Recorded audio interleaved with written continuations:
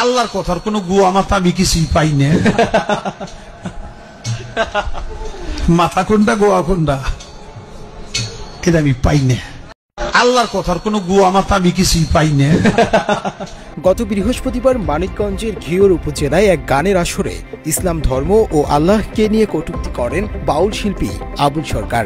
ধর্ম অবমাননার এই ভিডিও সামাজিক যোগাযোগ মাধ্যমে ছড়িয়ে পড়লে সারা দেশের ধর্মভীরু মানুষ ক্ষোভে ফেটে পড়েন। সেটা হলো একটা দাড়ির মধ্যে 70 জন করে ফেরেশতা, তুমি প্রত্যেকদিন ফেরেশতা গুয়া খাইতে ভালাও। আল্লাহ এক মুখে যে এত কথা কয়, আল্লাহর মুখ কয়টা? খালি কয়টা না, ওটা মুখ না হুক, এটাও আমার জানা দরকার। আর বক্তব্যের প্রতিবাদে এবং তাকে গ্রেপ্তারের দাবিতে বিক্ষোভ করে ধর্মপ্রাণ মুসলমানেরা। আলেম সমাজের পক্ষ থেকে মুফতি আব্দুল্লাহ নামের একজন ব্যক্তি ধর্ম অবমাননার অভিযোগে বাউলের বিরুদ্ধে ঘিওর থানায় একটি মামলা করেন। জানা যায় বৃহস্পতিবার সকালে মাদারীপুর থেকে আবুল সরকারকে গ্রেপ্তার করে মানিকগঞ্জের ডিবি পুলিশ। পরে তাকে আদালতের মাধ্যমে জেলখানায় পাঠানো হয়। যেই হাত ফকির মারে, যেই হাত ভেঙে দাও, যেই হাত বাউল মারে, যেই হাত ভেঙে দাও, যেই হাত বাউল মারে, যেই হাত ভেঙে দাও। এটি সুস্পষ্টভাবে বাংলাদেশকে একটি ব্যর্থ রাষ্ট্রে পরিণত করার জন্য ইতিহাসের পরাজিত শক্তি আজকে সুপরিকল্পিতভাবে এই পরিস্থিতি তৈরি করছে বলে আমরা মনে করি। আসসালামু আলাইকুম ওয়া রাহমাতুল্লাহ। সুপ্রিয় দর্শক, ছাত্র দলের এই নেতাকর্মীরা এরা কি মুসলমান? এদের ঈমান আছে নাকি এরা ভিন্ন ধর্মের লোক? আজকের ভিডিওতে আপনারা সেটা বুঝতে পারবেন। সুপ্রিয় দর্শক, আপনারা জানেন যে বাউল শিল্পী আবুল সরকার সে বলেছে যে আল্লাহর কথার আমি গোয়া মাথা কিছুই পাই না। মানে আল্লাহকে কটাক্ষ করে সে কথা বলতেছে। সে একজন বাউল, সে কোরআনের আয়াত নিয়ে কথা বলে, আল্লাহর ভুল ধরতেছে। তো মুসলমানের দেশে, যেখানে আমরা 90% মুসলমানের দেশ, সেখানে এসে এরকম আল্লাহকে নিয়ে কটূক্তি করলে তার বেঁচে থাকার কথা না, তার মৃত্যুদণ্ড ফরজ হয়ে গেছে। তো আল্লাহকে কটূক্তি করার প্রতিবাদে বাউল সরকারকে গ্রেপ্তার করা হয়েছে। তো বাউল সরকারকে কেন গ্রেপ্তার করা হলো, মানে আবুল সরকারকে কেন গ্রেপ্তার করা হলো, এটা নিয়ে ছাত্র দলের নেতাকর্মীরা আবার ঢাকা বিশ্ববিদ্যালয়ের প্রতিবাদী মঞ্চ করে তারা বাউল গান গাচ্ছে। সেখানে দেখলাম যে ছাত্র দলের নেতা আমানুল্লাহ আমান, সে সবসময় ভুয়া কথা বলে। কিছুদিন আগে একটা মেয়েকে ধর্ষণ করেছে, সেটা আপনাদের দেখাইছি। তো সে আমান বলতেছে যে বাউলদের উপর এগুলো করা ঠিক নয়, এসে হ্যান অনেক কিছু। মানে যে লোকটা আল্লাহকে ডাইরেক্ট বললো যে আল্লাহর কথার আগামাতা মানে গুয়া মাথা কিছুই আমি পাই না। আল্লাহর কথার কোনো গুয়া মাথা আমি কিছুই পাই না। মাথা কোনটা গোয়া কোনটা এটা আমি পাই না। কেন পাই না? এই যে একটা কথা বলছে, আওয়ালু মা খালাকুল্লাহে ইশক, প্রথম সৃষ্টি ইশক। আওয়ালু মা খালাকুল্লাহে মিন নূরি, নূর, প্রথম সৃষ্টি নূর। আওয়ালু মা খালাকুল্লাহে আরশ, প্রথম সৃষ্টি আমার আরশ। দেখেন, আওয়ালু মা খালাকুল্লাহে রূহ, প্রথম সৃষ্টি আমার রূহ। কয়টা হয়েছে? এক মুখ হয়েছে, দুই কথা কয়। হ্যাঁ, মুখ কয় না হুক কয়? এক মুখে দুই কথা কইলে হ্যাঁ মুখ থাকে? হ্যাঁ তো মুখ থাকে না, তো হুক হয়ে যায়। আল্লাহ যে কইল প্রথম সৃষ্টি আমার ইশক, প্রথম সৃষ্টি আবার কয় আমার আরশ, প্রথম সৃষ্টি আবার কয় নূর, প্রথম সৃষ্টি আবার কয় রূহ। আল্লাহ এক মুখে যে এত কথা কয়, আল্লাহর মুখ কয়টা? খালি কয়টা না, ওটা মুখ না হুক। সে লোকের পক্ষ নিচ্ছে ছাত্র দলের নেতাকর্মীরা। তো প্রিয় দর্শক, চলুন আমান কি বলছে সেটা একটু শুনে আসি। যে বাংলাদেশে একটি পরিকল্পিতভাবে অস্থিরতা তৈরি করার জন্য যে কর্মযজ্ঞ চালানো হচ্ছে, আমরা যদি মনে করি যে বাউল শিল্পীদের পালা গানের কথোপকথনের কোনো অংশ ধরে তারপরে তৌহিদি জনতার নামে এই হামলা করা হয়েছে, তাহলে আমরা বিষয়টিকে ভুলভাবে জানছি। এটি সুস্পষ্টভাবে বাংলাদেশকে একটি ব্যর্থ রাষ্ট্রে পরিণত করার জন্য ইতিহাসের পরাজিত শক্তি আজকে সুপরিকল্পিতভাবে এই পরিস্থিতি তৈরি করছে বলে আমরা মনে করি। সুপ্রিয় দর্শক, আপনারা আমানের কথা শুনলেন। সে শুধু বক্তব্য দিয়ে থেমে থাকেনি, সে ওই বাউলদের মতো গানও গেয়েছে। যে বাউলেরা আল্লাহকে কটাক্ষ করে কথা বলছে, আল্লাহকে গালি দিয়েছে, সেই বাউলের পক্ষে গান গেয়েছে। এ আমান।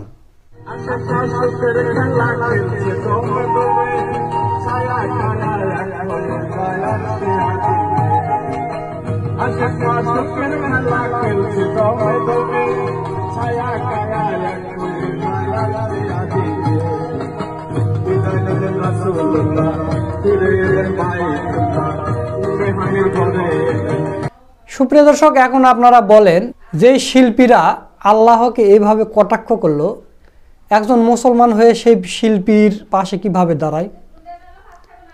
সে যদি মুসলমান হতো, তার ভিতরে যদি ঈমান থাকতো, তাহলে সেই শিল্পীর তারা ফাঁসি চাইতো, দৃষ্টান্তমূলক শাস্তি চাইতো না। এরা একই রে ভাই, এরা একই। এক দল চলে গেছে, আর এক দল এসে হাজির হয়েছে, এরা একই। এদেরকে যদি আপনি বলেন যে সূরা ফাতিহা বল, এরা বলতে পারবে না। এটা ইসলামিক গান বলতে পারবে না, অথচ এরা কিন্তু স্টেজে উঠে বাউল গান ঠিকই বলতে পারতেছে এবং বাউলের পক্ষ নিচ্ছে।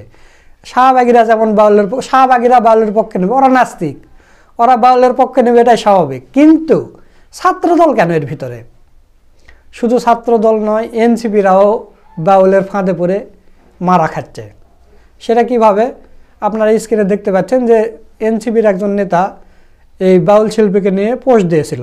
ফায়াজ ইফতি তিনি লেখেন যে বাউল সরকার প্রকাশ্যে আল্লাহকে নিয়ে, আল্লাহর সৃষ্টি নিয়ে কটূক্তি করে, তাকে কি জামে আদর করবে মুসলমানরা? আবার তার হয়ে ছাপাই গাইলেন, আবার প্রতিবাদও করলেন। কই, যখন আল্লাহ আর আমার রাসূলকে নিয়ে কেউ যখন কটূক্তি করে তখন তো নিন্দা জানান না?